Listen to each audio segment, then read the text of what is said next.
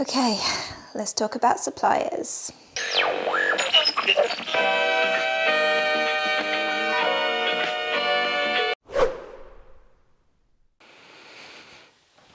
So, we all know that to have a fantastic wedding, you also need to have fantastic wedding suppliers. You need an absolute A-list team of great wedding suppliers that you have selected to bring your dream wedding to life. But of course, this entire crisis has thrown out everything for us and for you. Our entire wedding seasons have gone in an instant, and unfortunately, even as things start to open up as they are in Spain and Portugal over these couples of weeks, we need the least amount of social distancing for weddings to work. I mean, think about it. Can you imagine having a wedding with just a handful of your guests and having to stay 6 feet apart?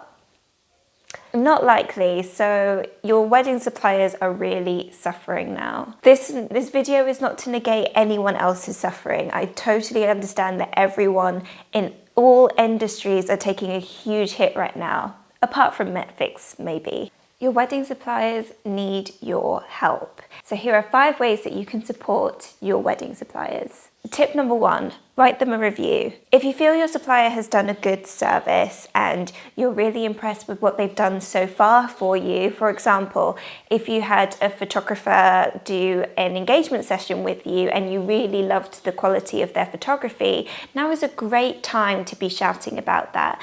Having a public review is worth its weight in gold to us. It really makes sure that we can continue the longevity of our businesses and make sure we can serve more great couples like you. Tip number 2, if you're postponing, if it is possible, pay as much of your balance before your original wedding date. The important thing to remember here is if it is possible. If it is not possible for you right now for any financial reason, we are understanding people. Suppliers should understand both sides. So just explain to them that financially it's a very difficult time for you right now. You're not able to give 100% of the balance that you were originally intended before the wedding date, but perhaps you were able to give 20% or 30% or 40%. This really does help us in the long run. Not all wedding suppliers are going to ask for that payment. Some wedding suppliers are asking for that payment, which we'll get onto a little bit later.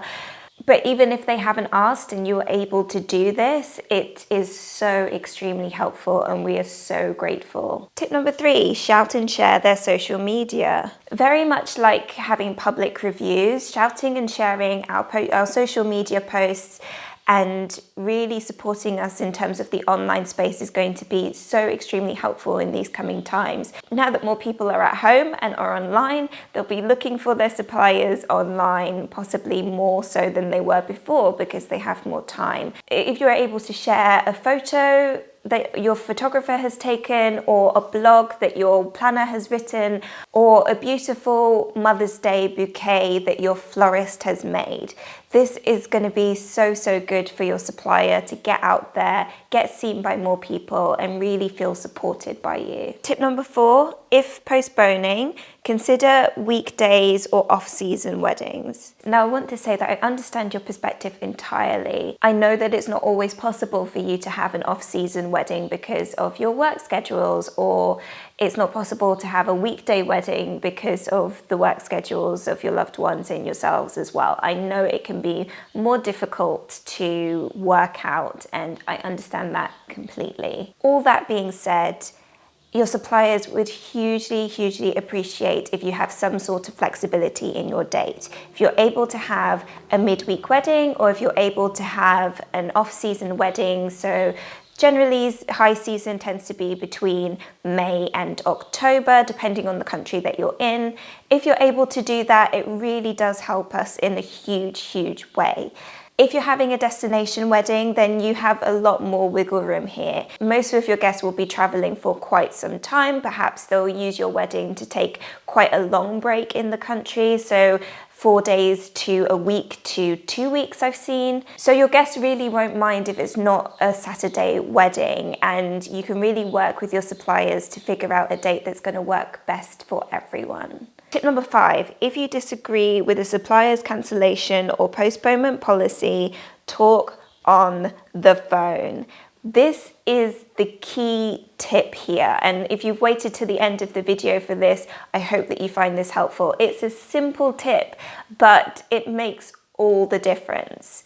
Now, this came from seeing all of the bad press coming out of mostly the UK, but I know there's some in the US as well, and everywhere really, in terms of suppliers sticking to their cancellation policies and postponement policies, and the couple not finding this fair, and they have this big brawl on a very public space, public news outlets, public social media. It's a mess. When I'm seeing all of this press and all of these mudslinging matches online, I just think that these sound like email arguments.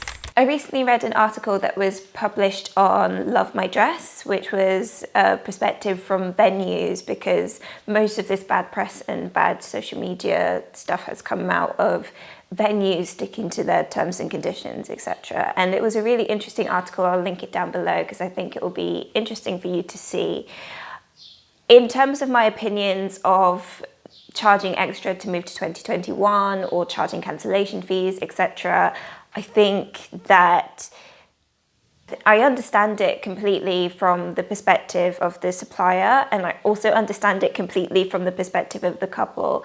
We're in uncharted territory here, so we really have to make more of an effort to understand each other's perspectives and to come to some sort of compromise or agreement. In that article that I mentioned, Sarah Hayward, who is a really big international planner, she said that once we are falling back on our terms and conditions, then everyone has lost.